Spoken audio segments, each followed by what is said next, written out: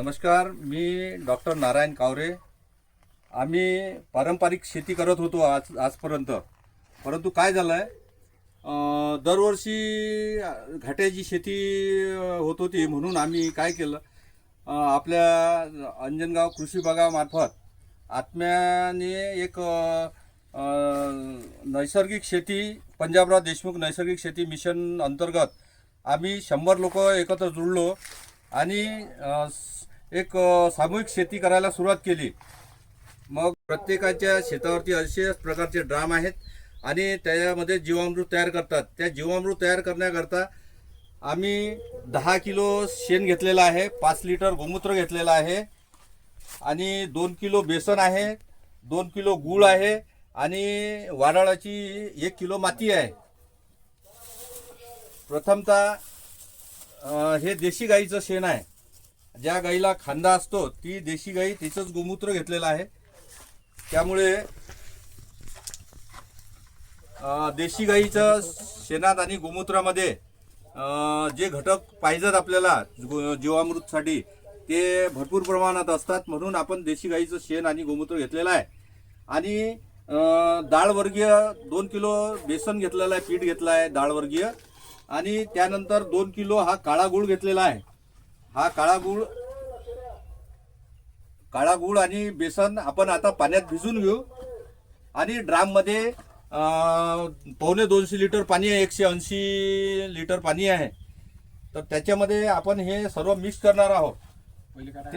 तर याच्यामध्ये आधी आपण गूळ आणि बेसन भिजून घेऊ.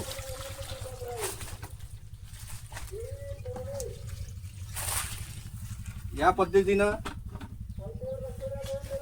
हे बेसन भिजवलेलं आहे आपण.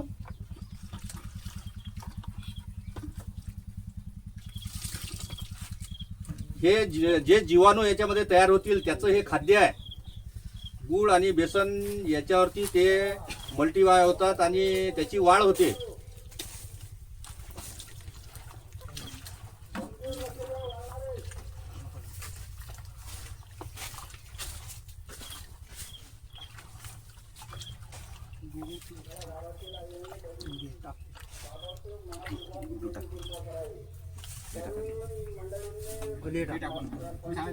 आता प्रथम आपण गूळ आणि बेसन याच्यामध्ये ड्राममध्ये टाकून घेता आणि त्याला लाकडी काडीने ढवळायचं आहे.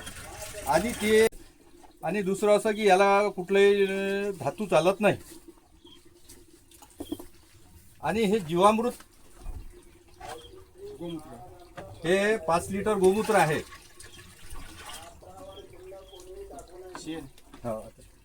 शेण हळूहळू शेण टाक.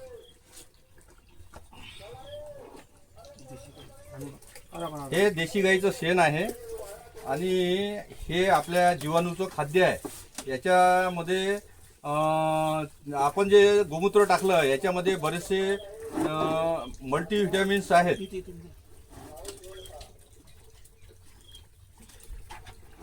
हा घोळ ज्या दिवशी आपल्याला आम्ही व्हेंचुरीद्वारे याच्यामध्ये सोडतो, परंतु हा सोडत असताना वाराळाची माती 1 किलो,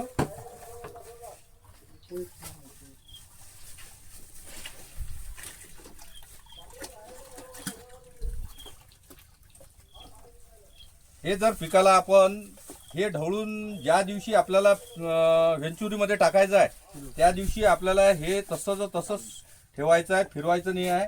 आणि याच्यावरचं जे निवडी येते ती निवडी फक्त आपल्याला आपल्या व्हेंचुरीमध्ये टाकून कुठल्याही पिकाला द्यायचं आहे. तर हे आता आपल्याला 48 तास ठेवायचं आहे. 48 तासानंतर याच्यात ते जीवाणू पूर्णतः तयार होतात आणि ते जीवाणू आपण आपल्या बागेला देऊ शकतो.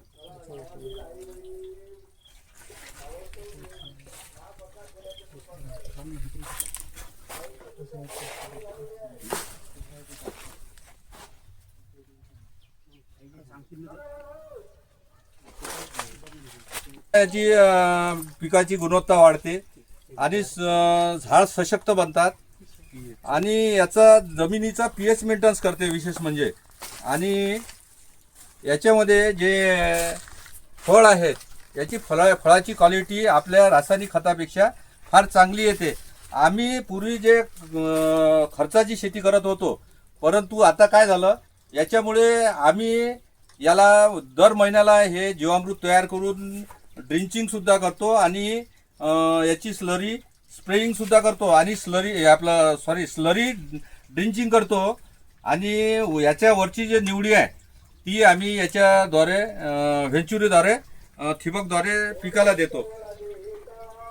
याच्यामुळे आमचा खताचा अर्धा खर्च वाचलेला आहे.